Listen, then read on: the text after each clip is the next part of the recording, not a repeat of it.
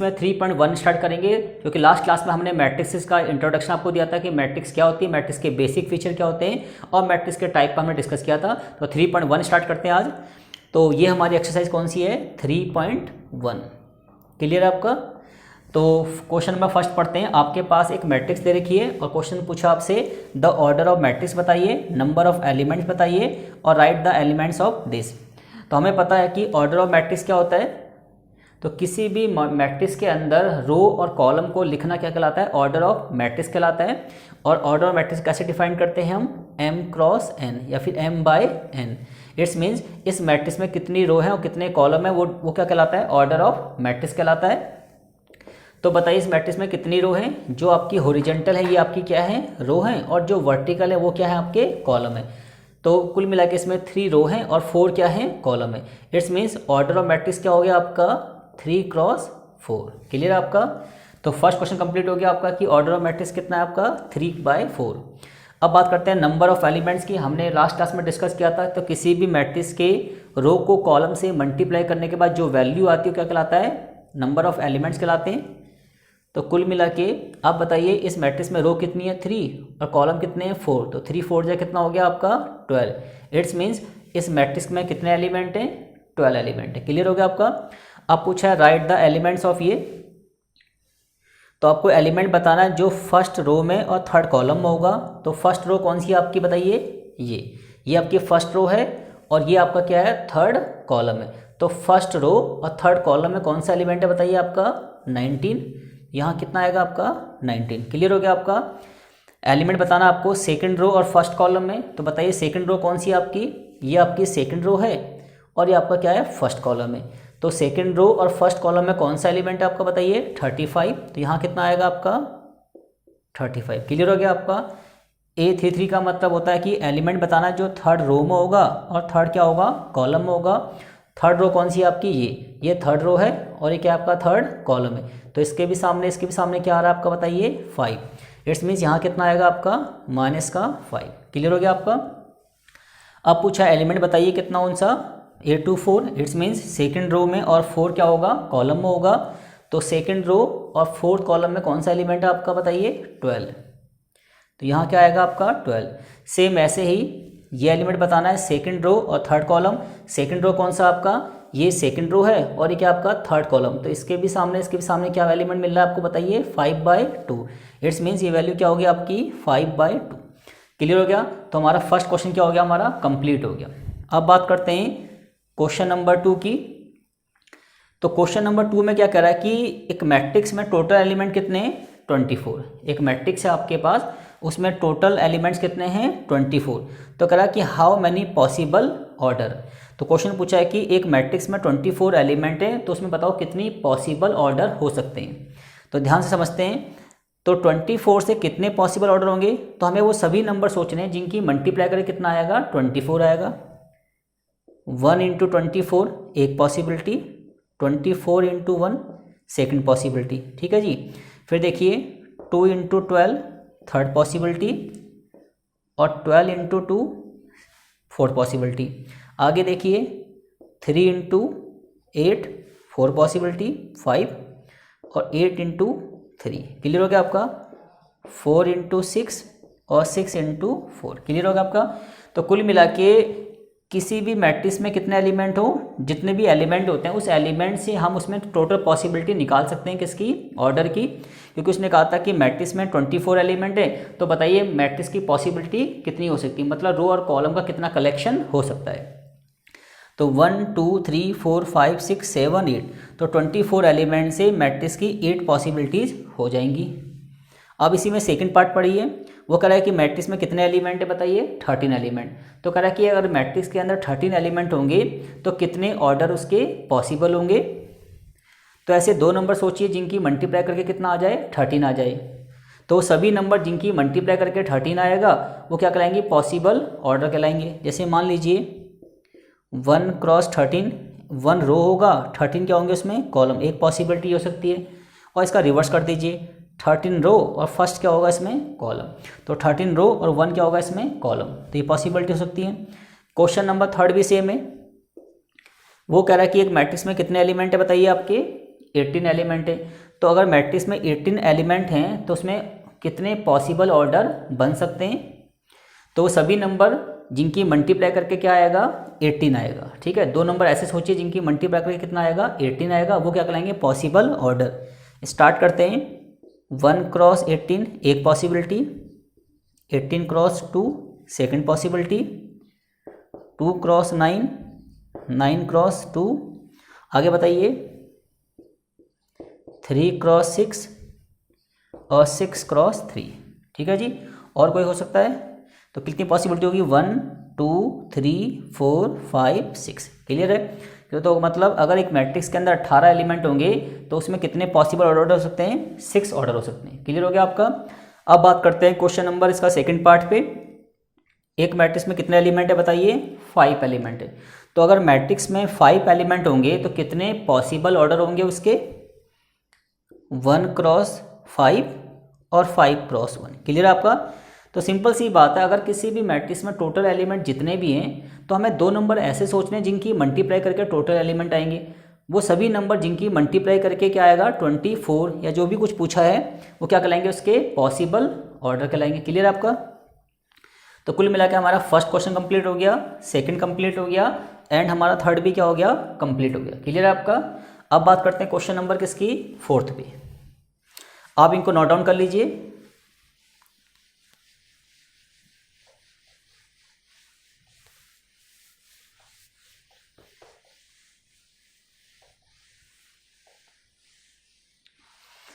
अब question number 4 देखिए क्या पूछ रहा है, कंस्ट्रक्ट ए 2x2 मैट्रिक्स। आपको एक 2x2 की क्या बनानी है, मैट्रिक्स बनानी है। आपको एक 2x2 की क्या बनानी है, 2x2 की आपको क्या बनानी है, मैट्रिक्स कंस्ट्रक्ट करनी है। और कंडीशन दे रखी ये एंड ये।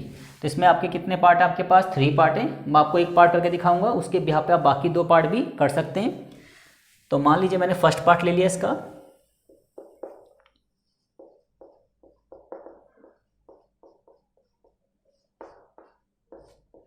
ठीक है जी, तो उसने कहा है कि आपको ना 2x2 की मैट्रिक्स बनानी है। कंडीशन ये है, वो जो एलिमेंट है वो इसको क्या करेंगे, डिफाइन करेंगे। ठीक है जी, तो ध्यान दीजिए 2x2 की मैट्रिक्स का मीनिंग क्या है। 2x2 की मैट्रिक्स का मतलब है उसमें 2 रो होंगे और 2 ही क्या होंगे, उसमें कॉलम होंगे। तो मैट्रिक्स कुछ ऐसे रिप्रेजेंट होगी। ठीक है जी, अब आपको इन चारों एलिमेंट की वैल्यू निकालनी है इस फॉर्मूले के बिहाफ पे और उनको यहाँ पे क्या करना है, पुट करना है। क्लियर आपका? तो स्टार्ट करते हैं। पहले बात करते हैं A11। तो देखिए जी, मुझे पता है कि जो आगे वाला एलिमेंट है ये हमारा I होता है और ये हमारा क्या होता है, J। तो I की वैल्यू कितनी बताइए, 1 और J भी कितना है हमारा, 1। होल स्क्वायर अपॉन में कितना हो गया, 2। तो 1 और 1 कितना हो गया, 2। 2 का स्क्वायर कितना हो गया आपका, 4। 4/2 कितना हो गया आपका, 2। क्लियर हो गया आपका? अब बात करते हैं A12 की।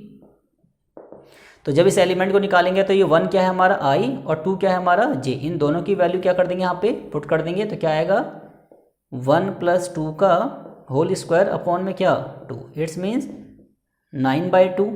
ठीक है जी, सेम ऐसे हम निकालेंगे क्या, 2 1। 2 1 का मतलब I कितना आपका 2 और J कितना है आपका 1। इसका भी कितना आ रहा है आपका 9/2।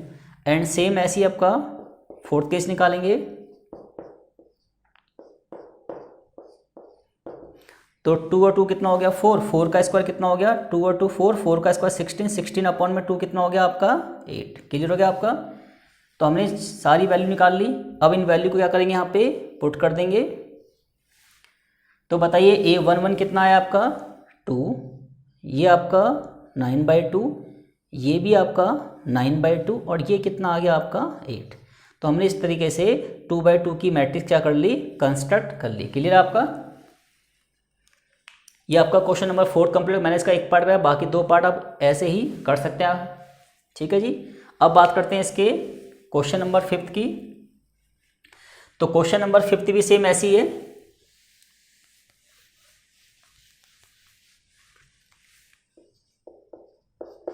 क्वेश्चन नंबर 5 में क्या कह रहा है वो, कि आपको एक 3/4 की क्या करनी है, मैट्रिक्स क्या करनी है, कंस्ट्रक्ट करनी है।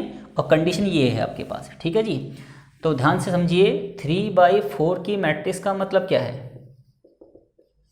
3/4 की मैट्रिक्स का मतलब है जो मैट्रिक्स हमें कंस्ट्रक्ट करनी है उसमें 3 तो होने चाहिए रो और 4 क्या होने चाहिए आपके column. It's means A11, A12, A13, A14, A21, A22, A23, A24, same ऐसे ही A31, A32, A33 और A34। क्लियर हो गया आपका?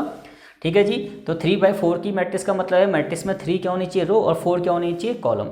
अब इन सारे एलिमेंट की वैल्यू मैं इस फॉर्मूले के बिहाफ पे निकालूंगा और फिर उनकी वैल्यू क्या कर दूंगा वहाँ पे पुट कर दूंगा। क्लियर आपका? तो स्टार्ट करते हैं। मैं इसका आपको सेकंड पार्ट करके दिखाता हूँ। सेम ऐसे आप क्या कर लेंगे, इसका फर्स्ट पार्ट कर लेंगे। देखिए जी, A11 का मीनिंग क्या है? A11 का मतलब है कि सीधी सी बात इस एलिमेंट की बात हो रही है। I कितना इसमें 1 और J भी कितना इसमें 1। क्लियर आपका?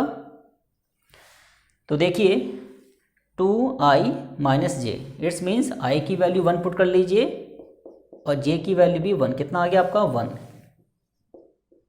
A12 निकालेंगे इसी फॉर्मूले से। तो देखिए जी क्या है हमारा, I कितना है हमारा 1 और J कितना है हमारा 2। ठीक है जी। तो इस फॉर्मूले वैल्यू पुट कर दें, कितना आ गया आपका 0। सेम ऐसे ही हम निकाल सकते हैं A13 में हमारे फॉर्मूले में क्या करना है, I की जगह क्या पुट करना है 1 और J की जगह पुट करना है 3। तो कितना आएगा आपका 2 - 3 - 1। ऐसे A14 निकालिए, जहाँ पे I है वहाँ क्या पुट करेंगे 1 और जहाँ पे J है क्या पुट करेंगे 4। कितना आ गया आपका -2। सेम ऐसे ही हम निकालेंगे A21 का मतलब I की वैल्यू कितनी है आपकी 2 और J की वैल्यू कितनी है आपकी 1।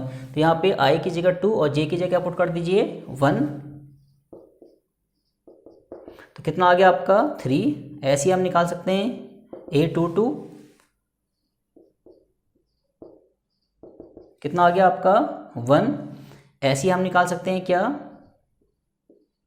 A23 निकालेंगे तो क्या आएगा हमारा, जहाँ पे I है वहाँ क्या पुट कर देंगे 2 और जो यहाँ J है वहाँ क्या पुट करेंगे 3। तो कितना आ गया आपका 1। ऐसे ही हम निकालेंगे क्या A24 का मतलब क्या है आपका, जहाँ पे I है वहाँ क्या पुट करेंगे आपका 2 और जहाँ J है वहाँ क्या पुट करेंगे 4। तो क्या आ गया आपका 0। क्लियर आपका? ऐसे ही हम निकालेंगे क्या A31 में I कितना आपका 3 और J कितना है आपका 1। यहाँ पुट कर लीजिए आप, कितना आ गया आपका 5। ऐसे ही हम निकालेंगे क्या A32, तो A32 का मतलब जहाँ पे I है वहाँ क्या पुट कर देंगे आप 3 और जहाँ पे J है वहाँ पे 2। तो 6 में से 2 गया 4 और लास्ट आपका क्या आ जाएगा A33, तो यहाँ पे 3 वहाँ भी 3, तो 6 में 3 गया, कितना आ गया 3 और लास्ट आपका आ गया A34। तो यहाँ पे पुट करेंगे 3, वहाँ क्या आएगा हमारा 4। क्लियर आपका? तो अब आपकी मैट्रिक्स क्या बन जाएगी, देखिए जी A11 कितना है आपका 1, A12 कितना है आपका 0, A13 कितना है आपका -1, A14 कितना है आपका -2। क्लियर आपका? A21 कितना है आपका 3 और A22 कितना है आपका 1, A23 कितना है आपका 1, A24 कितना है आपका 0। सेम ऐसी A31 कितना है आपका 5, A32 कितना है आपका 4, A33 कितना है आपका 3 और A34 कितना है आपका 2। तो इस तरीके से हमने 3/4 की क्या कर दी मैट्रिक्स को क्या कर लिया कंस्ट्रक्ट कर लिया। क्लियर आपका? तो ऐसे हम क्वेश्चन को कर सकते हैं। क्लियर है? क्वेश्चन नंबर 5 भी हमारा क्या हो गया कंप्लीट हो गया। क्लियर है? आप इसको नोट डाउन कर लीजिए।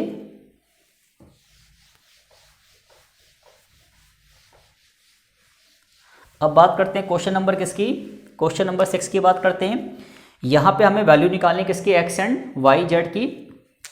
तो यहाँ पे हमें क्वेश्चन नंबर 6 के 3 पार्ट दे रखे हैं। यहाँ पे हमें एक्स और वाई की वैल्यू फाइंड करनी है, एक्स वाई जेड की। यहाँ पे एक्स वाई जेड निकालना है, यहाँ पे भी क्या निकालना है एक्स वाई जेड। तो ये कुल मिला के दो मैट्रिक्स को कंपेयर कर रहा है। तो ये कौन सी मैट्रिक्स हैं, इक्वल मैट्रिक्स हैं। और जब दो मैट्रिक्स इक्वल होती हैं तो उनके सेम एलिमेंट को सेम एलिमेंट्स क्या करते हैं कंपेयर करते हैं। इट्स मीन्स A11 को A11 से कंपेयर करेंगे, A12 को A12 से क्या करेंगे, कंपेयर करेंगे। तो बताइए ज़रा, अगर मैं इसका फर्स्ट पार्ट लेके चलूँ तो y इक्वल टू कितना आएगा 4, x इक्वल टू कितना आएगा 1 और z इक्वल टू कितना आएगा 3। क्लियर है। अगर बात करें हम क्वेश्चन किसकी, सेकंड पार्ट की, तो बताइए x प्लस वाई कितना है, x plus y equal to कितना है 6, क्योंकि A11 को A11 से क्या करेंगे, कंपेयर। तो x प्लस वाई कितना हो गया हमारा 6, इक्वेशन बन गई। फिर बताइए 5 प्लस जेड इक्वल टू किसके बराबर है, 5 के। तो यहाँ से z की वैल्यू क्या आ जाएगी आपकी 0। और सेम ऐसे ही एक्स वाई इक्वल टू कितना है 8।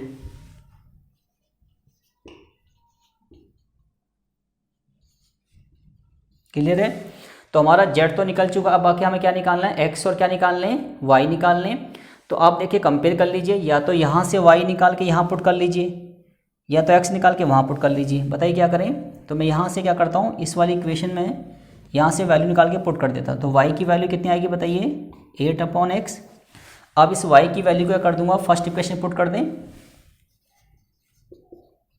Put value of y in equation क्या फर्स्ट। तो फर्स्ट इक्वेशन क्या आपकी बताइए, x प्लस वाई, वाई की वैल्यू कितनी है आपकी बताइए 8/x इक्वल टू क्या 6। क्रॉस मल्टीप्लाई कीजिए, एक्स स्क्वायर प्लस का 8 इक्वल टू क्या हो जाएगा 6x। अब क्या कर लेंगे, इसके फैक्टराइज कर लेंगे।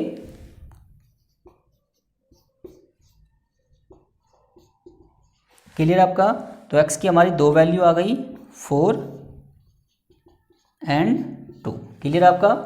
तो x अगर 4 होगा तो y कितना होगा आपका 2, और अगर x 2 होगा तो y क्या होगा आपका 4। इट्स मीन्स x की अगर दो पॉसिबिलिटी तो y की दो पॉसिबिलिटी होंगी। x अगर 4 होगा तो y कितना होगा 2, और x अगर 2 होगा तो y कितना होगा 4। क्लियर आपका। तो क्वेश्चन नंबर 6 भी आपका क्या हो गया, कंप्लीट हो गया। सेम ऐसे ही आप इसको भी कंपेयर कर सकते हैं। क्लियर आपका।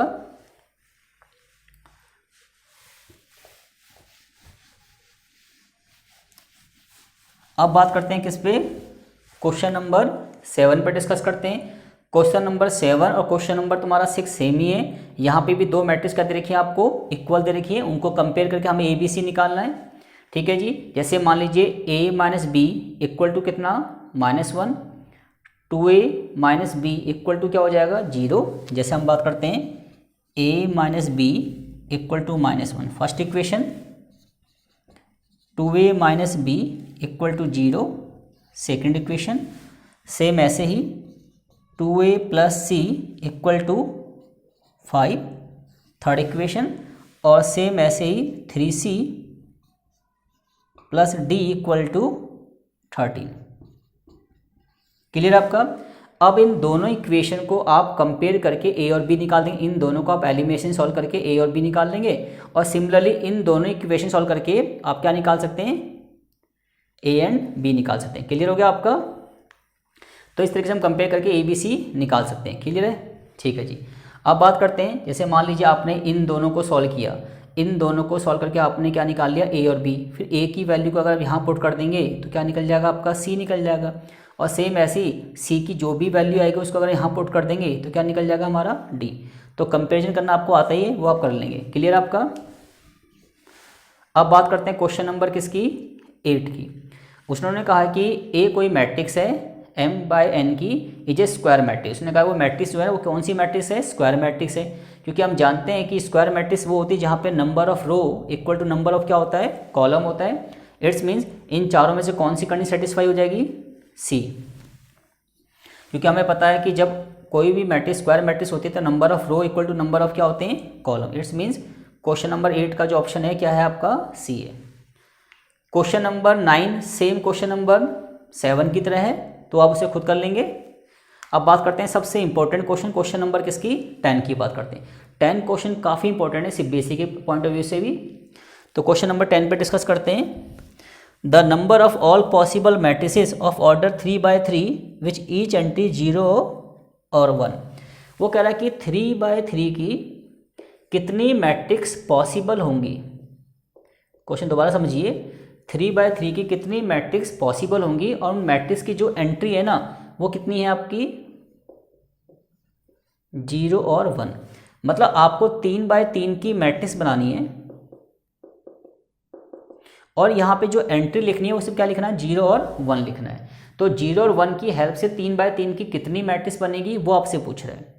अगर आपको इसको बेसिक से करेंगे तो समय काफ़ी लगेगा, इसकी एक ट्रिकी अप्रोच है और फॉर्मूला क्या है उसका, एंट्री की पावर ऑर्डर। क्लियर आपका। तो अगर आपको ये दिया हो कि भाई इतने बाय इतने की आपको मैट्रिक्स बनानी है और आपको एंट्री दे रखी हो तो डायरेक्ट कर सकते हैं 1 मार्क्स के क्वेश्चन के अंदर। तो बताइए एंट्री कितनी है आपकी 0 और 1, कितनी एंट्री है 2 एंट्री है और ऑर्डर कितना है आपका 3/3, इट्स मीन्स 9 हो गया।